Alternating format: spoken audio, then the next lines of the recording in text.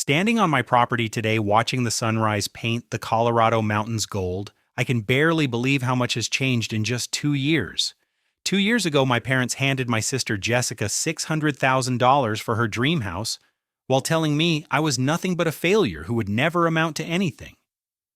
They said I should stop chasing fantasies and accept that some people are just followers, not leaders. Well, yesterday, Jessica drove past this same land and immediately called our father, screaming hysterically about what she discovered here. Those same parents who wrote me off completely are now leaving desperate voicemails begging for my forgiveness and claiming they always believed in me. 3 years ago, I pulled into my parents' driveway after another grueling 14-hour day as a construction foreman. My hands were raw from handling rebar, my back ached from lifting concrete blocks, and my work boots were caked with dried cement. But I was building something more than structures. I was building my future one paycheck at a time. The smell of pot roast greeted me as I walked through the front door of the suburban Denver home where I grew up. Mom had set the dining room table with her good china, which usually meant some kind of announcement was coming. Dad sat at the head of the table in his pressed khakis and polo shirt, looking like he had never worked a physical day in his life. His soft hands had pushed papers around insurance offices for 3 decades, while mine had grown calloused from real labor. Jessica bounced into the room practically glowing with excitement. At 26, she had always been the golden child. Perfect grades in college, perfect job at a marketing firm, perfect boyfriend with a perfect salary. Everything about my younger sister screamed success in the way that made our parents beam with pride. "I have incredible news," she announced, practically vibrating with joy. "Trevor proposed last weekend in Aspen. We're getting married next spring." Mom immediately burst into tears of happiness and started planning the wedding before Jessica had even finished her sentence. Dad stood up to shake Trevor's hand when he arrived 20 minutes later, already talking about venues and guest lists and how much he was willing to spend to make it the perfect day. Trevor worked in finance for some corporate firm downtown. He wore suits that cost more than I made in a week and drove a BMW that probably cost more than most people's annual salaries. Everything about him was polished and refined in a way that made my parents practically worship the ground he walked on. "We've been looking at houses in Cherry Hills Village," Jessica continued. "There's this amazing development with custom homes starting around $500,000. Trevor's salary can handle the mortgage easily, but we'll need help with the down payment." I watched Dad's face light up like Christmas morning. He'd been saving money for years in what he called Jessica's future fund. Not mine, not both of ours, just hers. "Actually," Dad said, his voice full of pride, "your mother and I have been discussing this exact situation. We think it's time you had that 20-acre plot of land your grandfather left us. It's been sitting unused for years, and it would be perfect for building your dream home." The land. I had forgotten about grandfather's property on the outskirts of the city. Rolling hills with mature oak trees and a small creek running through the middle. As a kid, I used to spend summers there with Grandpa, helping him fix fences and learning about hard work and perseverance. He had died when I was 15, leaving the land to Dad with some vague instructions about keeping it in the family. "That's incredibly generous," Trevor said in his smooth voice. "The location alone would add significant value to any property we build there." I cleared my throat, sensing an opening to share my own plans. "Actually, I wanted to talk to both of you about my business idea. I've been working extra shifts and saving money to start my own construction company.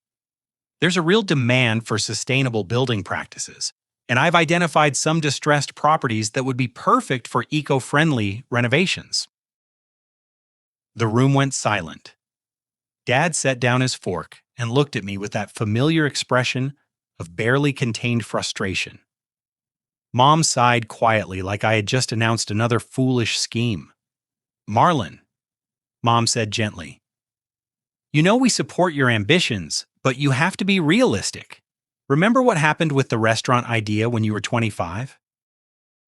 and before that dropping out of engineering school in your junior year. We're not trying to be harsh, but we've seen this pattern before. This is different. I insisted pulling out the notebook where I had been sketching business plans and calculating profit margins.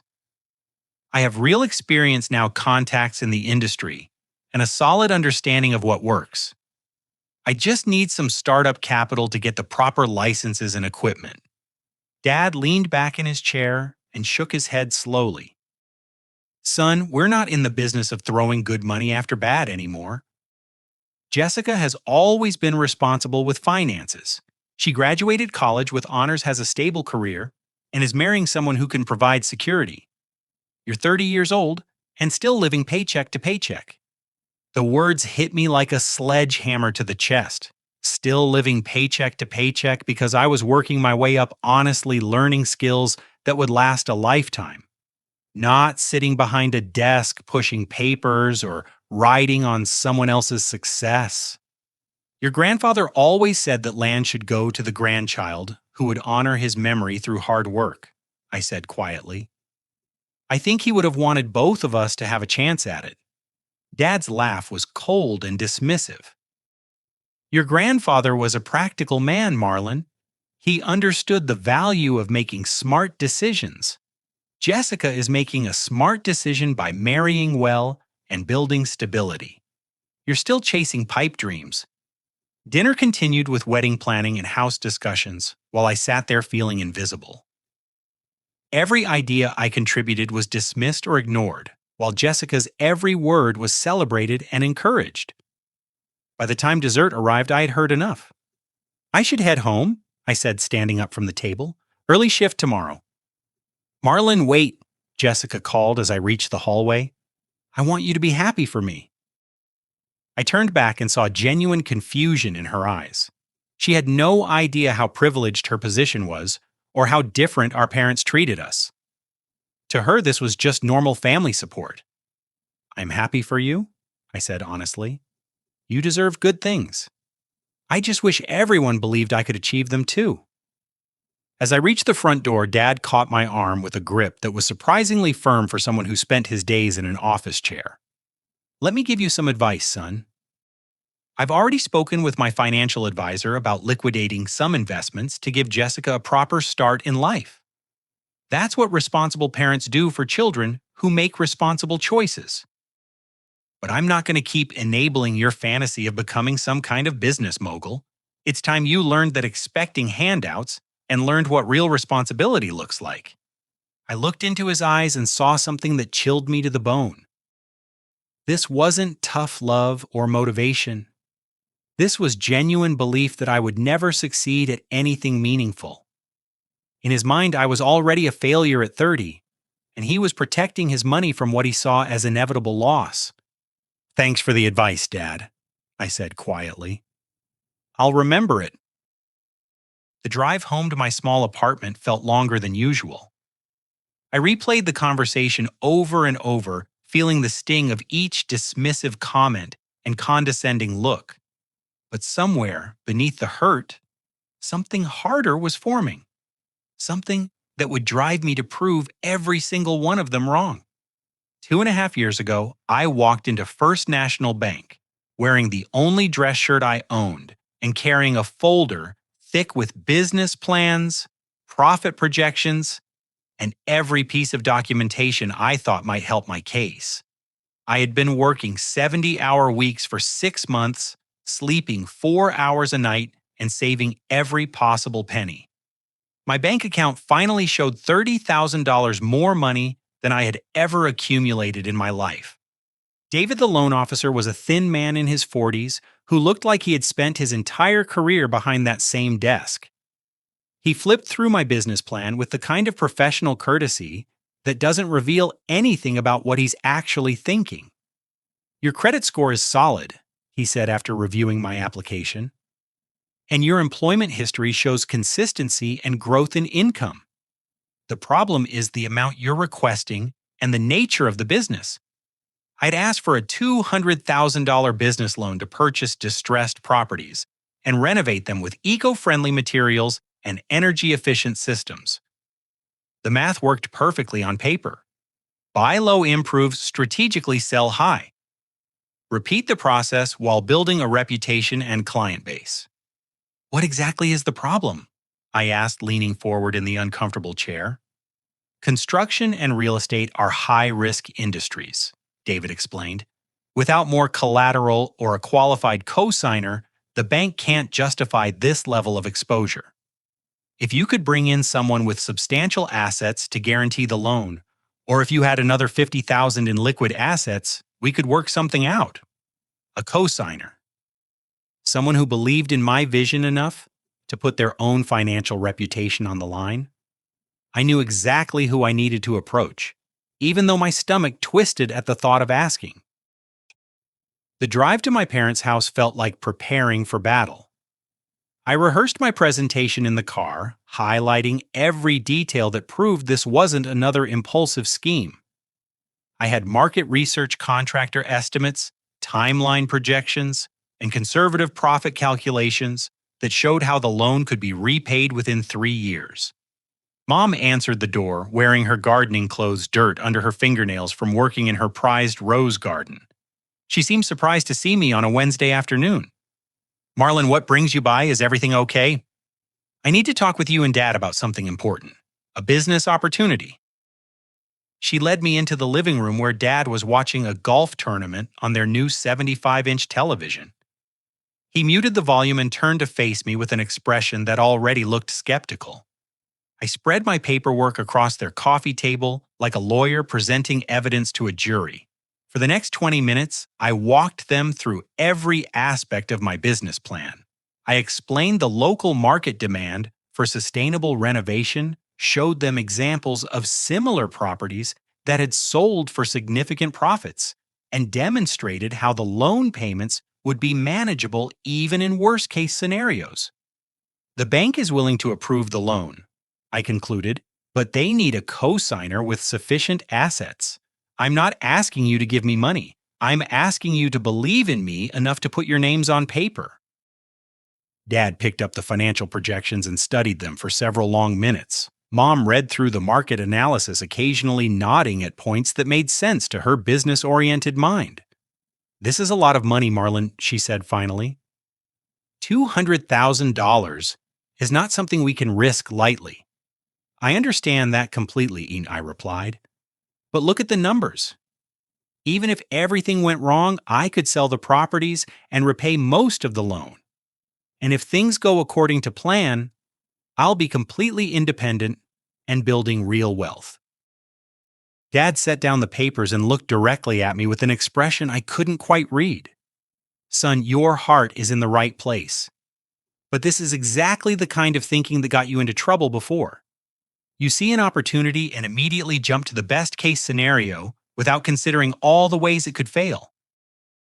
"What ways could it fail that I haven't already planned for?" I asked, pointing to the risk assessment section.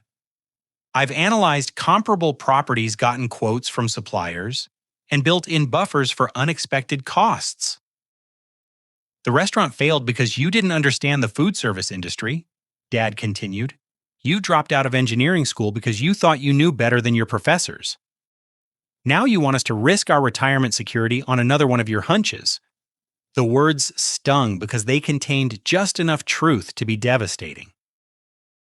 The restaurant had failed, though, not for the reasons he suggested. I had dropped out of engineering school, though it was because I learned better with my hands than from textbooks. "This isn't a hunch," I said, trying to keep my voice steady. "This is based on months of research and years of learning the construction industry from the ground up." While we talked, I could hear Jessica's laughter coming from the kitchen. She and Trevor had stopped by for lunch, which explained the smell of sandwiches and fresh coffee. Their conversation drifted into the living room full of excitement about wedding preparations and house hunting adventures.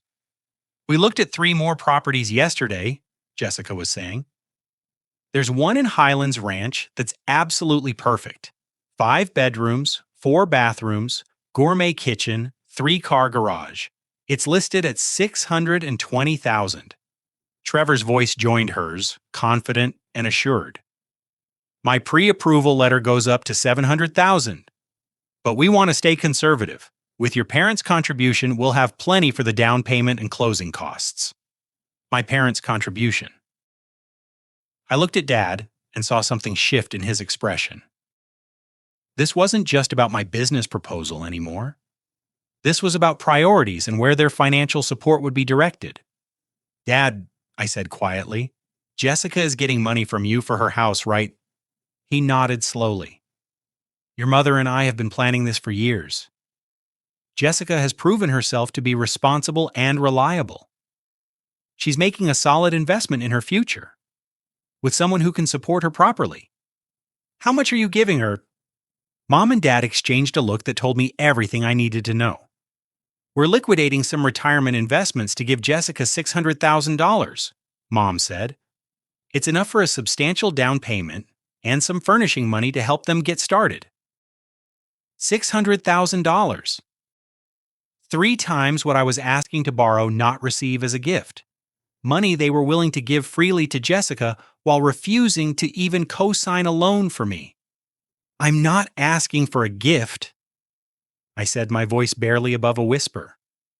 I'm asking for a signature on a piece of paper that says you believe in me. Dad leaned forward and spoke in the tone he used when he wanted to sound reasonable and paternal. Marlon, we love you, but Jessica has always been the responsible one. She graduated with honors, built a successful career, and is marrying someone with excellent financial prospects. You're 30 years old and still trying to figure out what you want to do with your life. It's time to accept that some people are meant to be followers, not leaders. The room seemed to tilt sideways.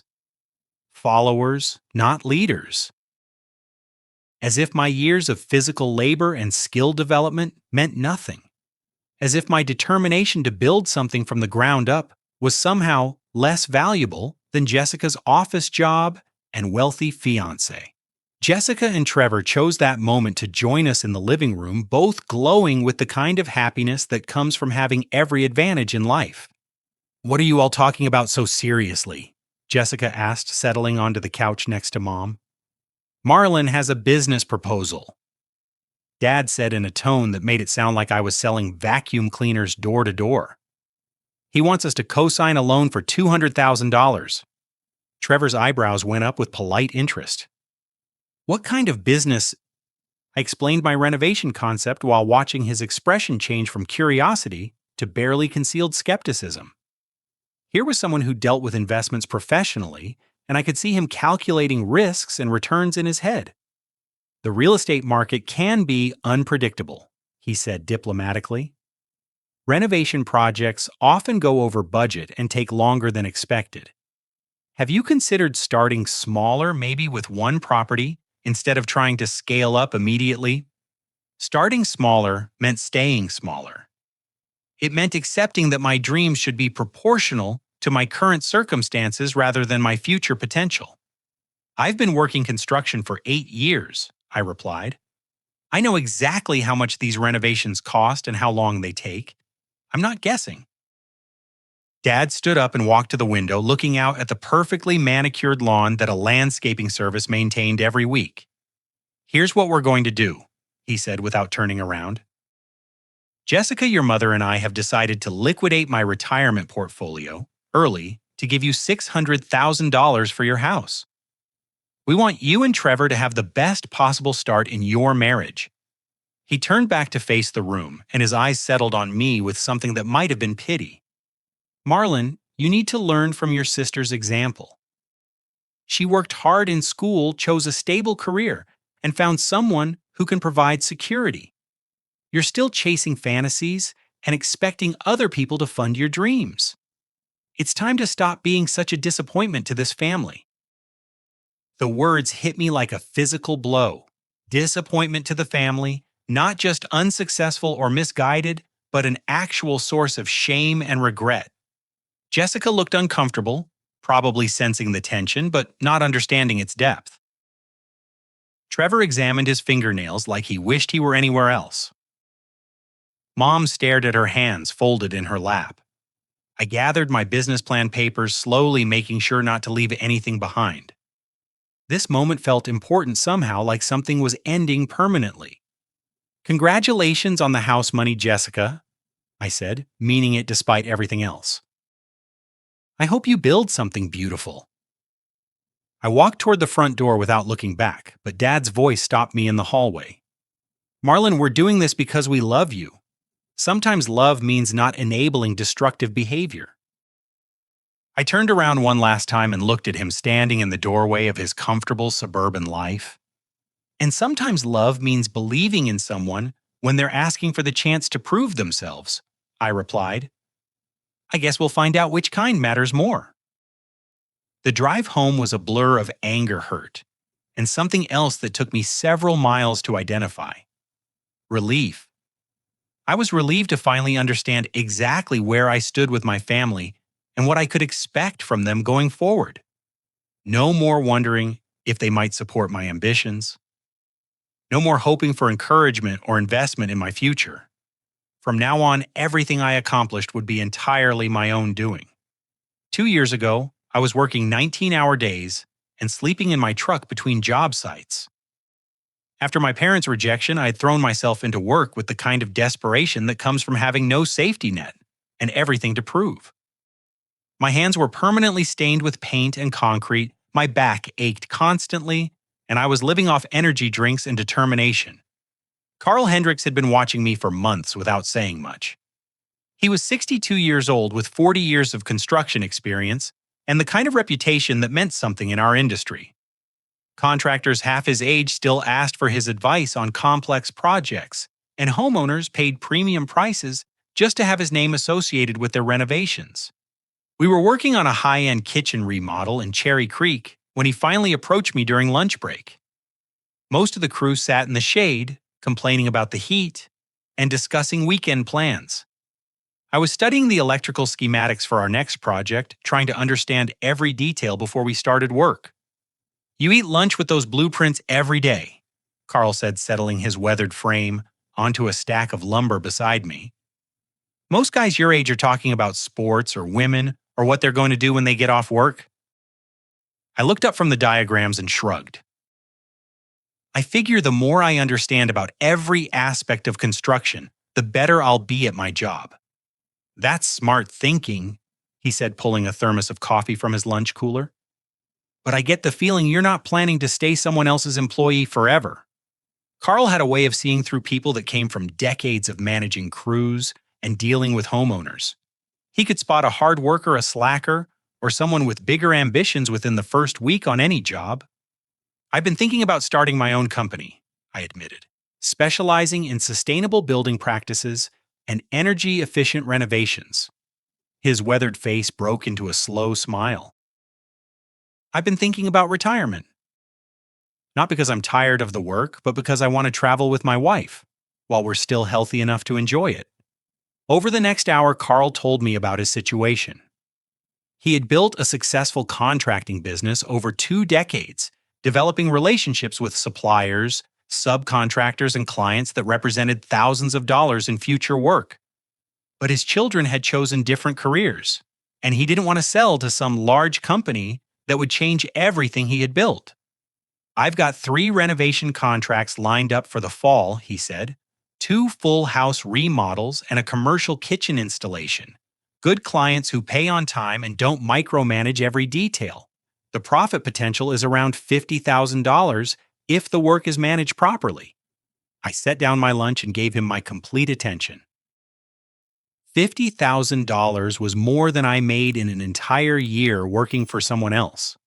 What are you thinking? I asked carefully. Partnership, Carl said simply. I provide the tools, the established relationships, and the initial materials credit with suppliers. You provide the labor management, the day-to-day oversight, and the energy to see projects through completion. We split the profits 60-40 until you've learned enough to take over completely. It was exactly the opportunity I had been praying for, except it came from the one person I hadn't thought to approach. Carl had earned his success through decades of honest work and smart business decisions. If he was willing to trust me with his reputation, maybe I was ready for more responsibility than even I had realized. We shook hands right there on that job site, sealing a partnership that would change everything about my future. That evening, I sat in my small apartment surrounded by my grandfather's old papers, trying to piece together details about the land inheritance. I had always assumed Dad's version of events was accurate, but something about the way he had dismissed my legal rights made me want to investigate further. Buried in a box of Grandfather's personal documents, I found his handwritten will alongside the official legal version. The handwritten copy contained a clause that had somehow never been mentioned during family discussions. The 20 acres of land in Jefferson County should be divided equally between my grandchildren, with preference given to the one who honors my memory through hard work and perseverance in building something meaningful. My hands shook as I read those words over and over. Grandfather had specifically intended for the land to be shared, not given entirely to one person. More importantly, he had valued hard work and perseverance, the exact qualities my parents seemed to think I lacked. I called Sandra Martinez, a real estate attorney, whose advertisement I had seen in the local newspaper. Her office was small but professionally organized, with law books lining the walls, and certificates from the Colorado Bar Association displayed prominently behind her desk. "This is interesting," Sandra said after reviewing Grandfather's will and the property records. "Your grandfather's handwritten will is legally valid as a holographic will under Colorado law. More importantly, the land was never actually transferred to your sister. It's still part of your grandfather's estate, which means both grandchildren have equal claim under the terms of his will." I felt like I had been punched in the stomach. My parents had been making plans with property. They didn't actually control giving Jessica expectations about land that legally belonged to both of us. "What does that mean practically?" I asked. "It means your parents have been operating under a misunderstanding of the legal situation," Sandra explained. "Your sister has no more right to that land than you do. In fact, based on this clause about honoring your grandfather's memory through hard work, you might have a stronger claim if this went to court." The drive to my parents' house felt different this time. Instead of asking for help or approval, I was going to claim what was rightfully mine. Instead of seeking their permission to pursue my dreams, I was going to take control of my own destiny. Dad answered the door wearing his weekend casual clothes, looking relaxed and comfortable in a way that made me momentarily envious. Behind him, I could see Mom setting the table for dinner while Jessica and Trevor discussed paint colors for their future house. "Marlon, what a surprise," Dad said, with the kind of forced cheerfulness that meant he wasn't actually happy to see me. "We weren't expecting you." "I need to talk to you about Grandfather's land," I said, holding up the legal documents. "I've discovered some information that changes everything." The family gathered in the living room while I explained what Sandra had found. I showed them Grandfather's handwritten will, pointed out the clause about equal division, and explained that the land had never been legally transferred to Jessica. "This is ridiculous," Dad said after I finished. "Your grandfather intended for the land to stay in the family, and Jessica is building a family. You're just trying to complicate things because you're jealous of her success." "I'm not trying to complicate anything," I replied. "I'm claiming my legal inheritance. Half of that land belongs to me according to Grandfather's explicit wishes." Jessica looked confused and hurt. "Marlon, why are you doing this? We're family. Can't we work something out that makes everyone happy?" "I offered to work something out," I reminded her. "I asked for a business loan that would have left the land completely available for your house. That option was rejected." Trevor cleared his throat diplomatically. "Perhaps we could buy out Marlon's half of the land. Pay him fair market value for his portion so we can still build our house there." It was a reasonable suggestion, but Dad's face darkened like I had personally insulted him. "We're not paying him anything," Dad said firmly. "This land has been in our family for 3 generations. I'm not going to let greed and selfishness break it up." Greed. I stood up feeling anger build in my chest like steam in a pressure cooker. "You're giving Jessica $600,000 and calling me greedy for wanting what Grandfather legally left to me." Mom started crying quietly the way she always did when family conflicts escalated beyond her comfort level. "You're tearing this family apart over money," she said through her tears. "Your grandfather would be disgusted by your behavior." That was the moment something inside me finally broke. Not broke down, but broke free. I was done apologizing for wanting success and tired of being made to feel guilty for pursuing opportunities.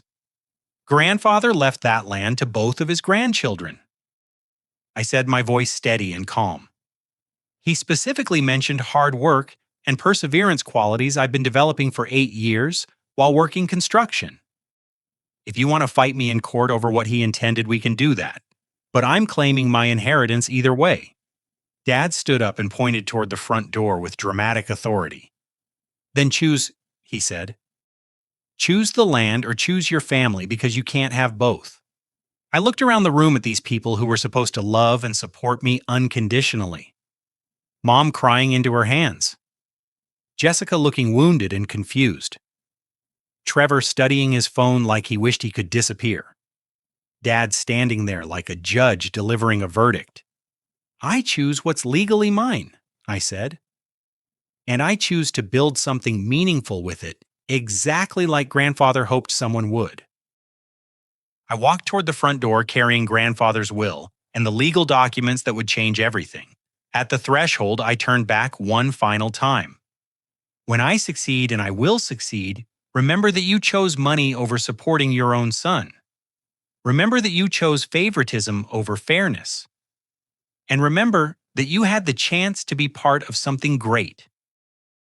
3 weeks later, Sandra filed the paperwork that forced the land to be divided equally between Jessica and me. My parents hired their own attorney to contest the will, but Colorado law was clear. Grandfather's handwritten wishes were legally binding, and the land belonged to both grandchildren. During the legal proceedings, I noticed survey markers appearing on various parts of the property. Carl mentioned seeing geological survey trucks in the area, and I began to suspect there was more to this land than just sentimental value. The day the court ruled in my favor, I walked my 10 acres with a sense of ownership I had never experienced before. As I explored the boundaries of my new property, I discovered metal stakes driven into the ground with codes that looked official and important. When I researched the numbers online, I discovered they were oil and gas survey markers placed by Rocky Mountain Petroleum Company. According to their public records, they had been trying to lease land in this area for mineral rights exploration. Standing on my own land for the first time, I realized Grandfather might have left me more than just a place to build a house. He might have left me the key to complete financial independence. 20 months ago, I filed legal paperwork to claim my rightful inheritance while my family prepared for war. The process felt surreal, like I was fighting strangers instead of people who had raised me and claimed to love me. But their response to my legal action revealed exactly how they really viewed our relationship. Mom called first, her voice shaking with what sounded like genuine grief. "How could you do this to us, Marlon? How could you take your own family to court over money?" "I'm not taking anyone to court," I explained for what felt like the 100th time. "I'm claiming property that Grandfather legally left to me. If you want to contest his wishes, that's your choice." "Your grandfather never intended to break up the family," she insisted. "He wanted that land to bring us together, not drive us apart." Dad's approach was more direct and infinitely more hurtful. He called while I was on a job site, forcing me to step away from my crew to take what I assumed would be a private family conversation. "You have 24 hours to withdraw your legal claim," he said without any greeting or preliminary discussion. "If you don't, we'll fight you with everything we have, and we'll make sure everyone in this town knows what kind of person you really are." "What kind of person am I, Dad?" I asked, genuinely curious to hear his assessment. "You're vindictive, selfish, and willing to destroy your own family for personal gain. You're exactly the kind of person your grandfather spent his whole life warning us about." The irony was staggering. Grandfather had built his small fortune through construction work, real estate investments, and refusing to accept limitations other people tried to place on his ambitions. He would have understood my situation perfectly. Jessica's reaction was the most painful because it contained genuine confusion mixed with accusation. She truly didn't understand why I was pursuing something that interfered with her plans. "I thought we were close," she said during a tearful phone call. "I thought you wanted me to be happy." "I do want you to be happy," I replied, "but I also want to build something meaningful with my life. And this land is my chance to do that. There are other opportunities, other pieces of land. Why does it have to be this specific property? Because this property represented everything grandfather had tried to teach me about working hard and persevering despite obstacles. Because it was legally mine according to his explicit wishes. Because I was tired of settling for less than I deserved while watching other people get handed everything they wanted.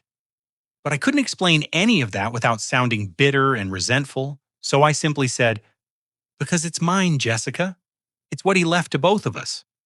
The family meeting was scheduled for a Sunday afternoon at my parents' house.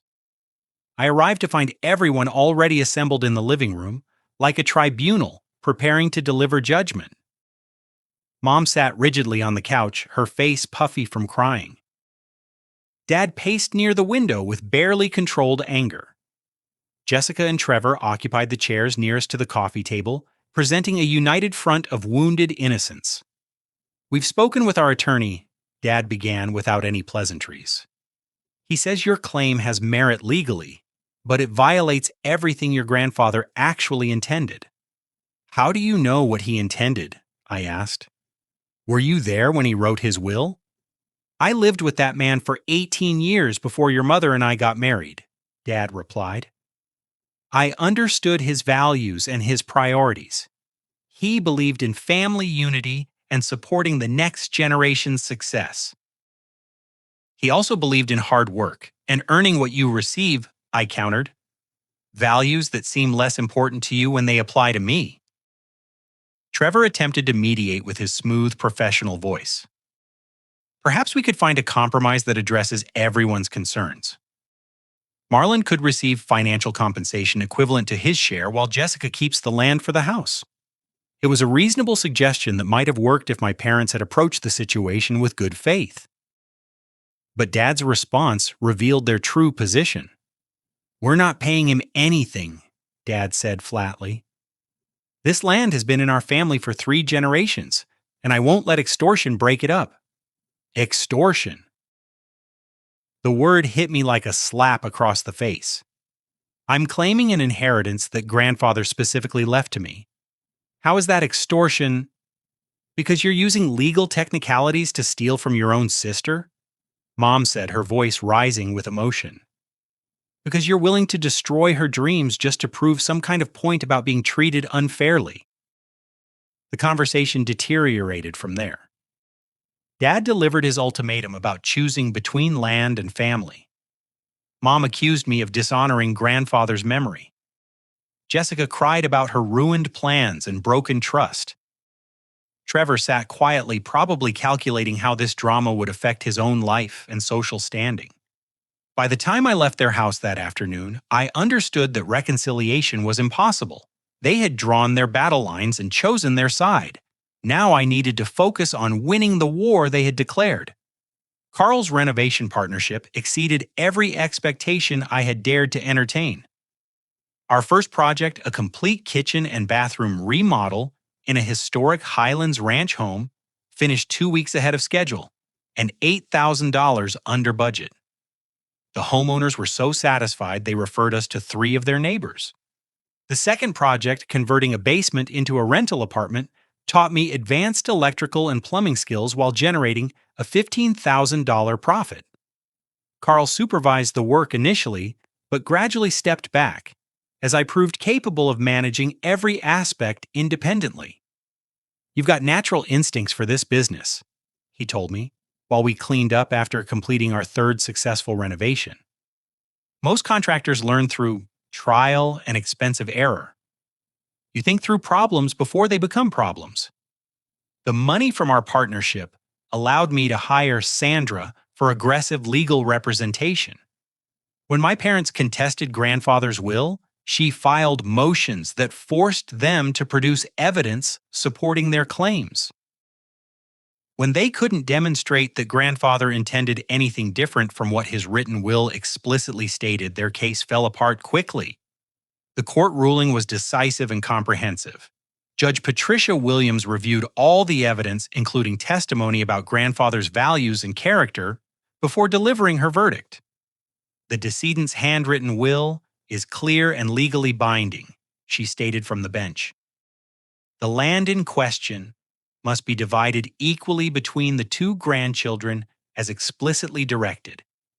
Any previous assumptions or informal arrangements have no bearing on the legal requirements of this inheritance. Jessica and Trevor were forced to find different property for their house. Dad liquidated his retirement investments anyway, giving Jessica the full $600,000 to purchase a home in a different neighborhood. Mom stopped speaking to me entirely, screening my calls and returning letters unopened. The day I received the deed to my 10 acres felt like the first day of my real adult life. I drove out to the property alone, walking the boundaries, and imagining what grandfather would think about current events. I believed he would approve of my determination to claim what was legally mine and build something meaningful from it. As I explored my new land more thoroughly, I discovered that the oil and gas survey markers were more extensive than I had initially realized. Metal stakes with coded numbers appeared throughout my property, suggesting that whatever geological formation existed beneath the surface covered my entire 10 acres. I called Rocky Mountain Petroleum Company directly and spoke with Patricia Chen, a geologist who had been involved in the local survey work.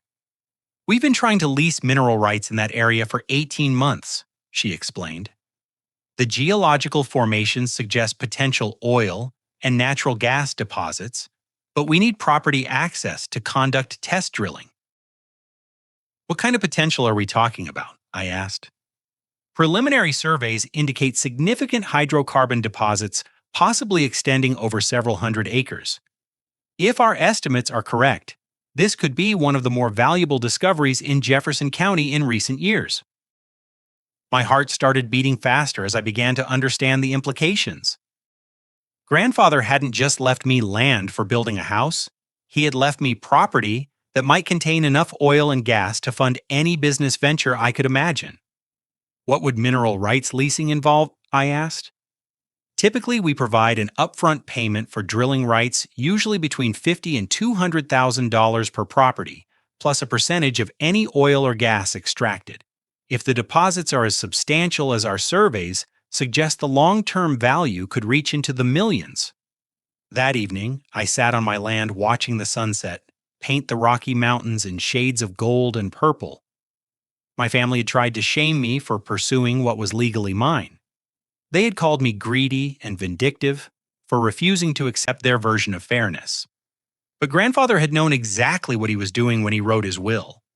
He had left this land to the grandchild who would honor his memory through hard work and perseverance.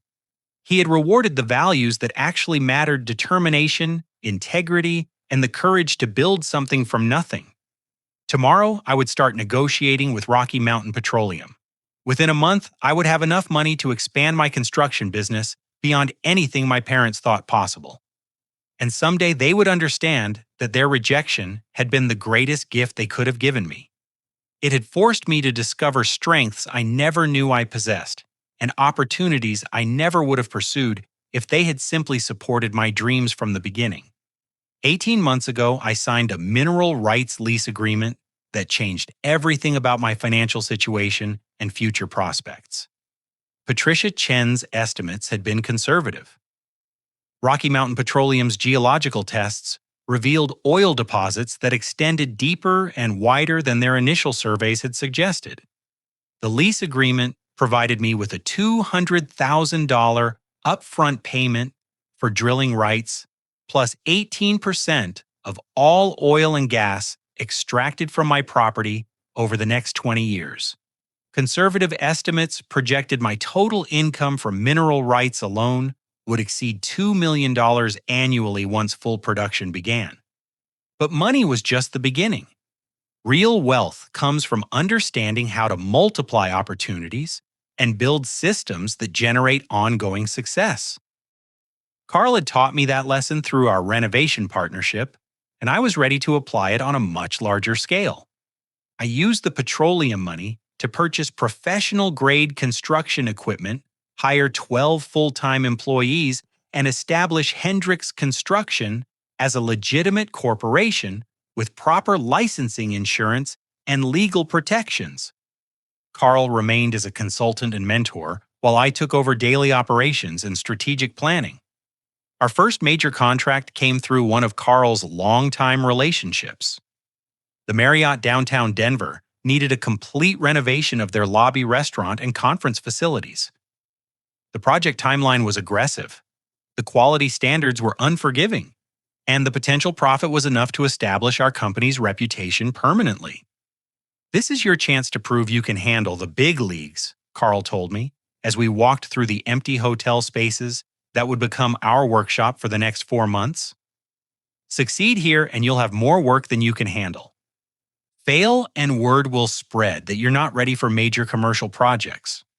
I hired the best subcontractors in Denver, negotiated favorable terms with multiple suppliers, and personally supervised every aspect of the renovation. We finished the Marriott project 3 days ahead of schedule, $12,000 under budget, and with quality work that exceeded the hotel management's expectations. The before and after photographs spoke for themselves.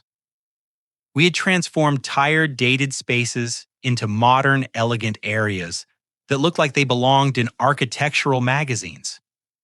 More importantly, we had proven our company could handle complex commercial projects with the professionalism that major clients demanded. Word spread quickly through Denver's construction and hospitality industries. Within 6 months, we had contracts for 2 luxury restaurant renovations, a shopping center modernization project, and the complete construction of a boutique office building in Cherry Creek. I built my house on the highest point of my 10 acres, designed with clean lines and sustainable materials that reflected both my values and my professional expertise. The structure was modest compared to the mansions my wealth could have afforded, but every detail was perfect. Solar panels provided all electrical power. A geothermal system handled heating and cooling, and rainwater collection supplied irrigation for native landscaping. The house wasn't meant to impress visitors with its size or luxury. It was meant to demonstrate that intelligent design and quality construction could create something beautiful, functional, and environmentally responsible. Every contractor and potential client who visited could see evidence of my skills and attention to detail. During this period of rapid growth, I deliberately chose not to contact my family. This wasn't revenge or spite, but rather a recognition that healthy relationships require mutual respect and shared values. Until they could acknowledge my competence and celebrate my success, any communication would likely result in conflict or disappointment. Local newspapers began featuring my company's projects and my personal story. The Denver Business Journal published a profile titled, "From Construction Worker to Business Owner, Local Entrepreneur's Journey to Success." Colorado Construction Weekly included an interview about sustainable building practices and the future of eco-friendly renovation. Each article mentioned my background as a working-class contractor who had built his business through skill determination and strategic thinking. None mentioned my family's lack of support or the inheritance dispute that had provided my initial land. I preferred to let my accomplishments speak for themselves rather than dwelling on past grievances. The oil drilling operation began in earnest during my second year of business ownership. Rocky Mountain Petroleum erected 3 extraction wells on my property connected to processing facilities that operated 24 hours a day. The industrial noise was minimal due to modern equipment, and the environmental impact was carefully controlled through state regulations. Monthly royalty checks started arriving with amounts that seemed almost fictional. $47,000 in January, $62,000 in February, $78,000 in March as production reached optimal levels. By summer, my monthly passive income from oil and gas extraction exceeded what most people earned in an entire year. But financial success felt incomplete without meaningful ways to use my newfound wealth. I established the Hendricks Scholarship Fund at Front Range Community College, providing full tuition assistance for students pursuing careers in skilled trades. Construction, electrical work, plumbing, and automotive repair were honorable professions that offered good incomes and job security for people willing to learn practical skills. I also began donating anonymously to local homeless shelters, food banks, and organizations that helped displaced workers find new career opportunities. Giving back felt like honoring grandfather's memory while creating positive change in my community. My company continued growing throughout this period, earning a reputation for quality work, fair pricing, and innovative solutions to complex construction challenges. We completed renovations for 3 local hospitals, built custom homes for several prominent Denver families, and won a contract to modernize the terminal facilities at a regional airport. Carl officially retired on his 65th birthday, confident that I could maintain the business standards he had spent decades developing.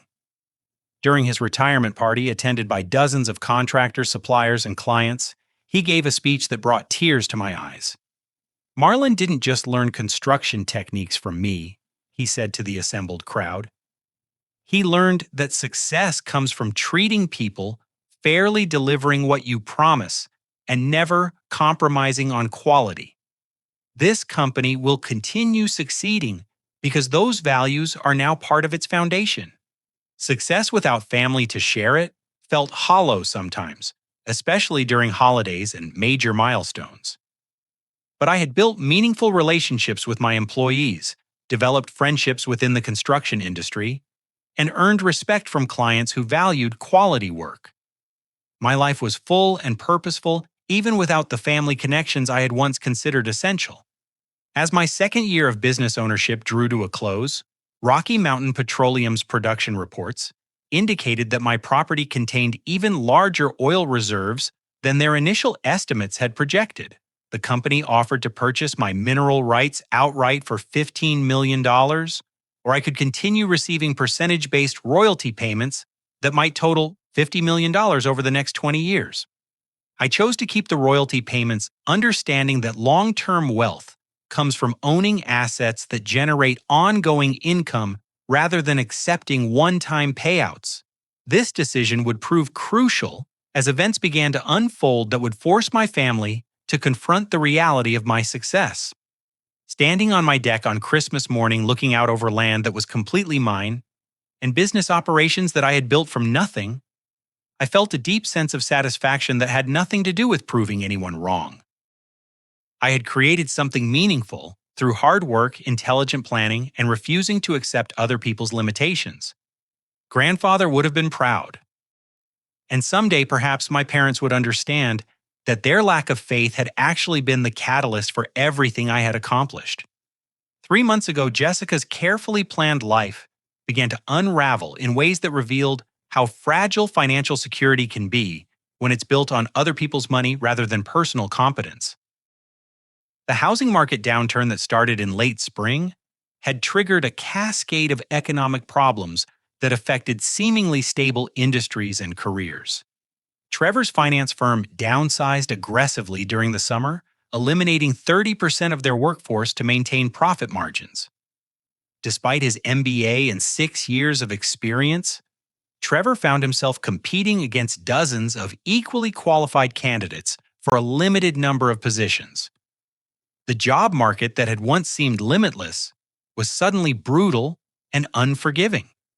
Jessica's marketing firm suffered similar contractions as businesses reduced advertising budgets and postponed expansion plans.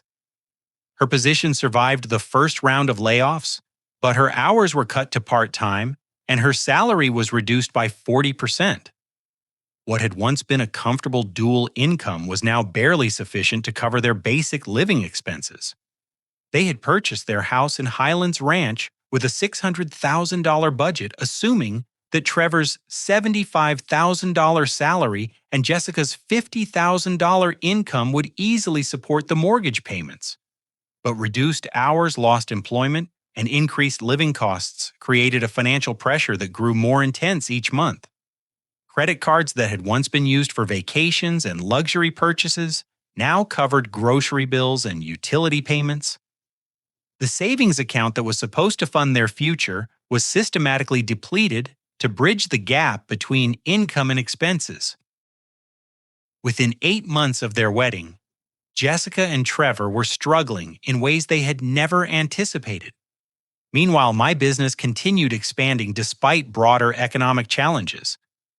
Construction and renovation work remained strong because property owners sought to improve their investments rather than purchase new real estate. My company's reputation for quality work and fair pricing resulted in a steady stream of projects that kept my crews busy throughout the economic uncertainty. The contrast between my growing success and their increasing difficulties became impossible to ignore when Jessica drove past my property for the first time since our inheritance dispute. She had been visiting a friend who lived several miles beyond my land and decided to take a detour that would let her see what I had done with grandfather's acreage. What she discovered must have been shocking beyond anything she had imagined. My house, while not ostentatious, was clearly the home of someone who had achieved substantial financial success. The architectural design was elegant and sophisticated. The landscaping was professionally maintained, and every visible detail reflected quality and attention to detail. But the real revelation was the scope of business operations on my property.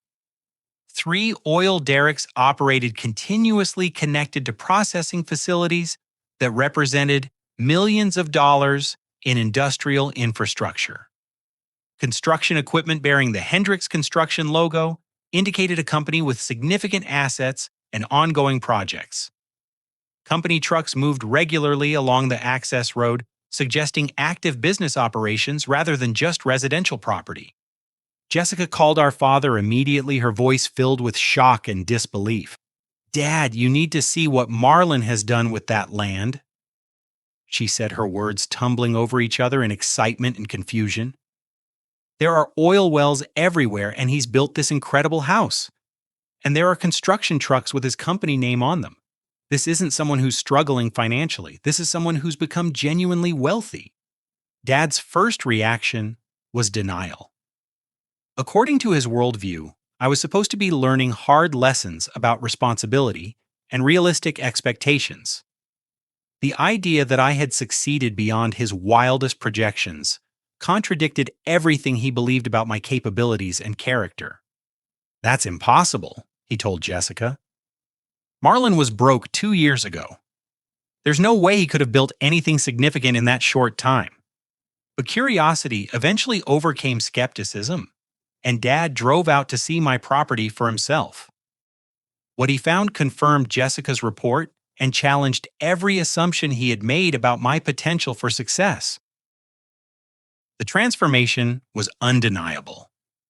10 acres that had once been empty grassland now contained a thriving business operation, a beautiful residence, and industrial facilities that generated obvious wealth. The sight must have been particularly painful for someone who had specifically told me that I would never amount to anything meaningful. The timing of their discovery coincided with a local news segment that would make my success impossible for them to dismiss or rationalize away. Brian Martinez, a reporter from Channel 7 News, had been researching local success stories for a series about entrepreneurs who had thrived despite economic challenges.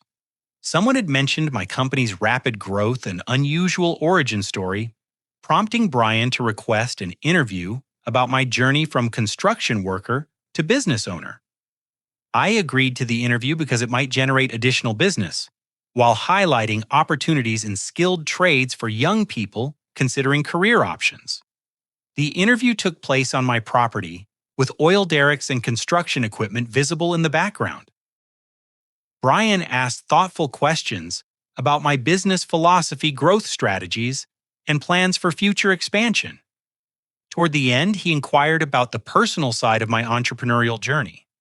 Starting a business requires tremendous determination, he said. What kept you motivated during the difficult early stages?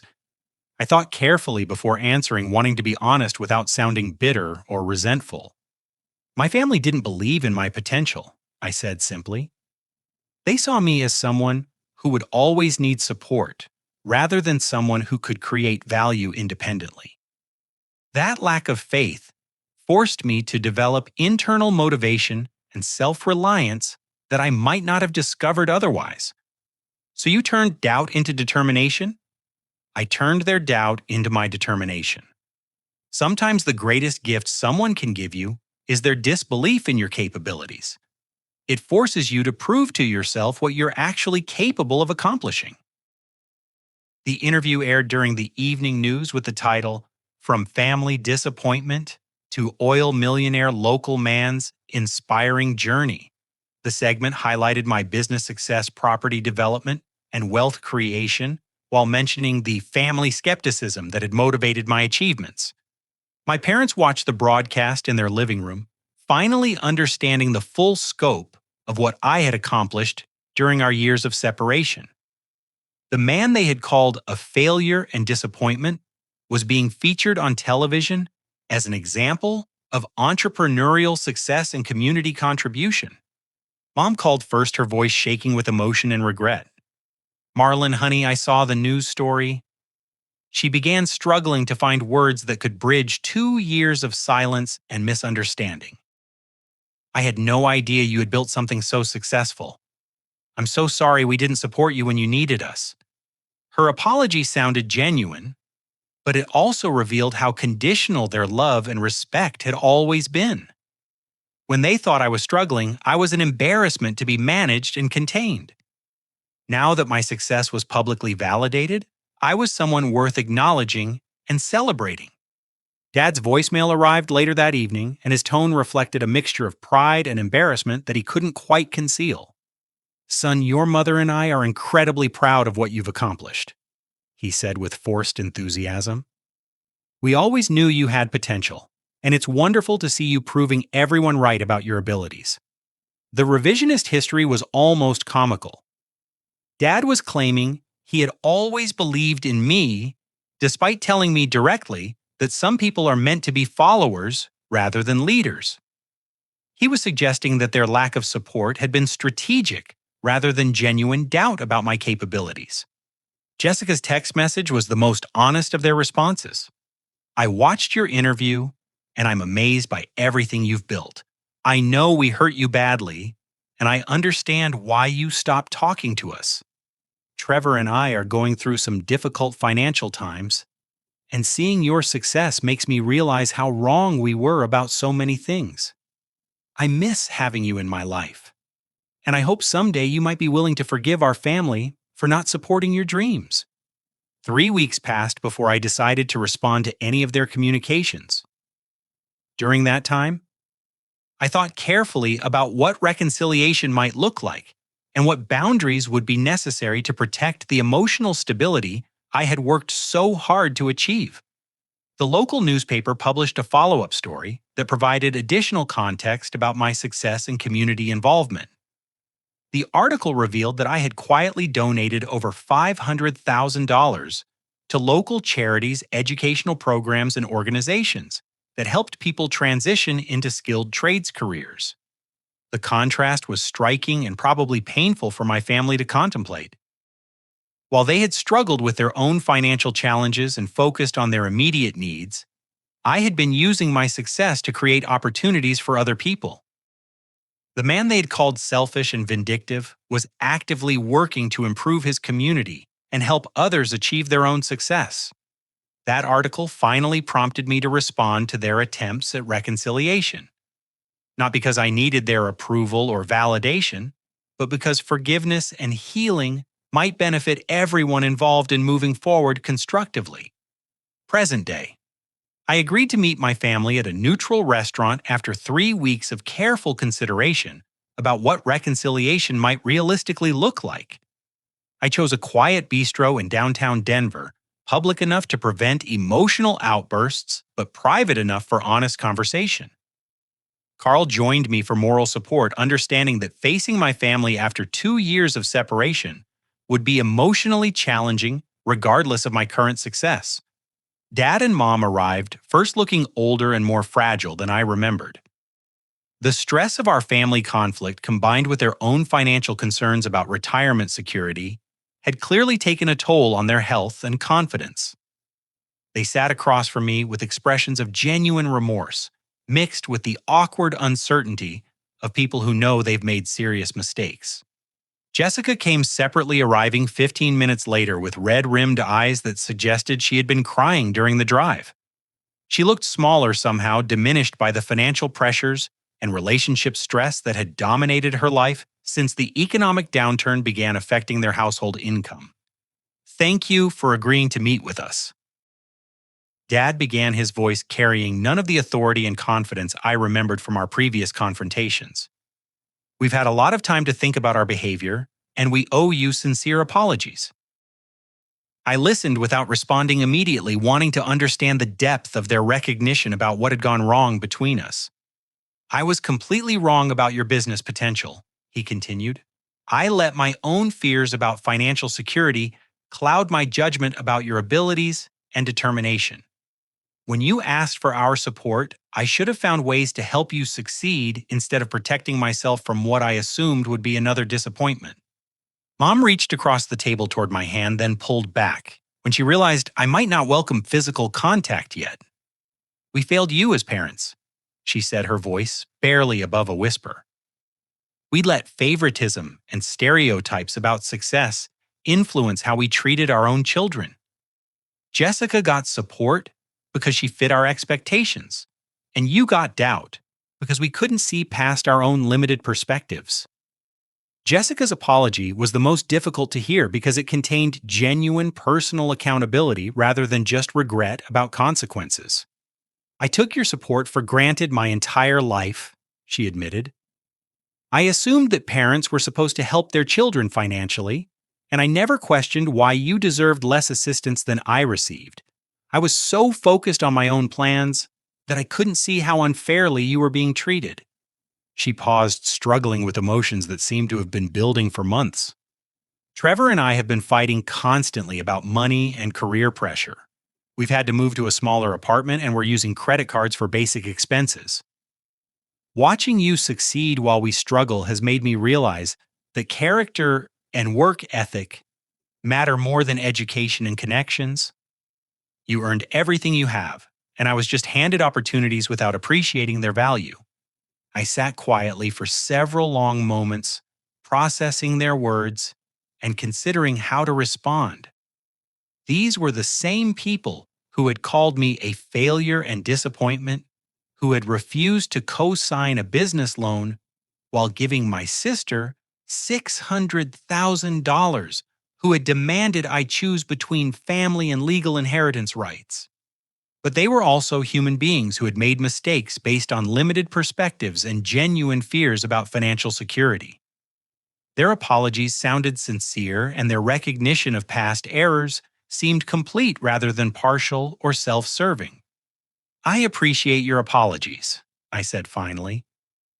"And I believe you're genuinely sorry about how things happened between us. But I need you to understand what the last 2 years have taught me about family relationships and conditional love." I looked around the table, making eye contact with each of them before continuing. "When you thought I was struggling, I was someone to be managed and corrected.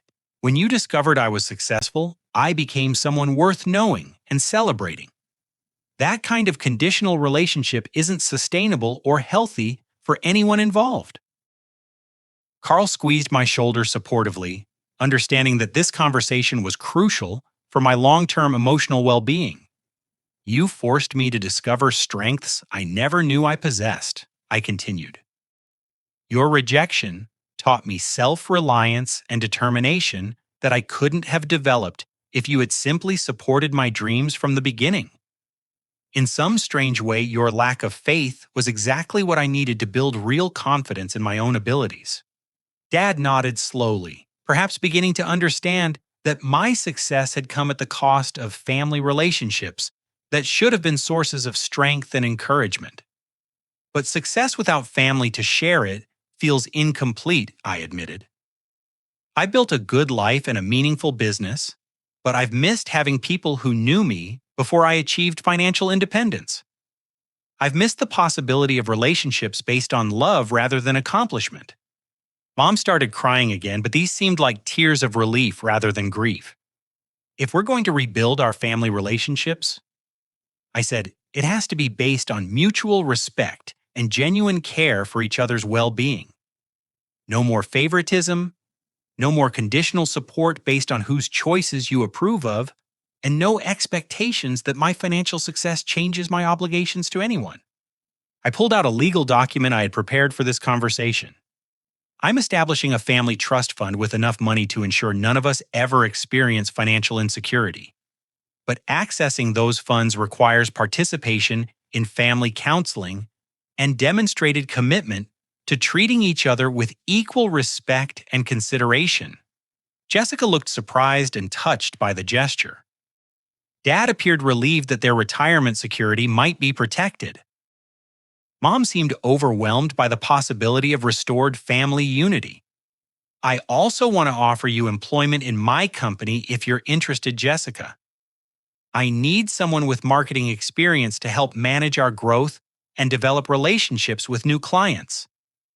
The position pays well, but you would be expected to earn your salary through professional competence rather than family connections. She accepted, immediately understanding that this represented both an opportunity and a chance to rebuild our relationship through shared work and mutual respect. Over the following months, we began the slow process of repairing family bonds that had been damaged by years of misunderstanding and unequal treatment. Family counseling sessions helped us develop better communication patterns and address underlying issues that had contributed to our conflicts. Dad started volunteering at my scholarship program, using his insurance industry experience to help trade school graduates understand employee benefits and financial planning. Mom organized community fundraising events for local charities, finding purpose in supporting the philanthropic work that had become important to me. Jessica proved to be an excellent marketing coordinator, bringing creativity and professionalism to our client development efforts. Working together allowed us to rebuild our sibling relationship while she gained confidence in her own professional abilities independent of family financial support. The process wasn't easy or quick. Trust had to be rebuilt through consistent actions rather than words. Respect had to be demonstrated through daily choices rather than dramatic gestures. But gradually, we became a family again, stronger and more authentic than we had ever been before. Sometimes the greatest gift someone can give you is their disbelief in your potential. It forces you to dig deeper, work harder, and discover strengths you never knew existed. But success without compassion is just expensive loneliness. The real victory isn't proving people wrong, it's choosing to forgive them despite having every right not to. My parents' rejection taught me that true security comes from internal confidence rather than external validation. Their eventual acknowledgement of my success felt good, but it wasn't necessary for my sense of self-worth. That distinction made forgiveness possible without resentment or the need for ongoing vindication. Today, our family relationships are based on mutual respect rather than financial dependency or conditional approval. We support each other's dreams and celebrate each other's achievements without comparing or competing. Most importantly, we've learned that love should encourage people to pursue their highest potential rather than accept artificial limitations. Grandfather would be proud of what we've built together, both in terms of business success and family healing. His land became the foundation for everything that followed, just as he probably hoped it would, when he wrote those careful words about honoring his memory through hard work and perseverance. The oil wells still operate on my property, generating wealth that funds business expansion and community contributions. But the real treasure was discovering that I could create value, build meaningful relationships, and find purpose independent of anyone else's expectations or support. That knowledge made forgiveness possible and family reconciliation worthwhile.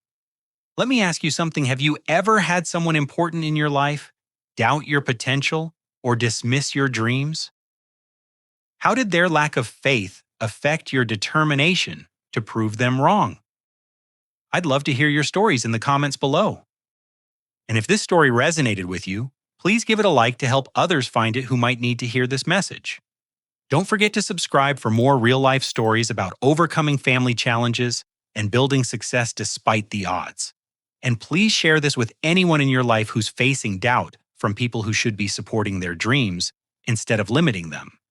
Thank you for taking this journey with me, and remember that sometimes the best thing someone can do for you is bet against your success.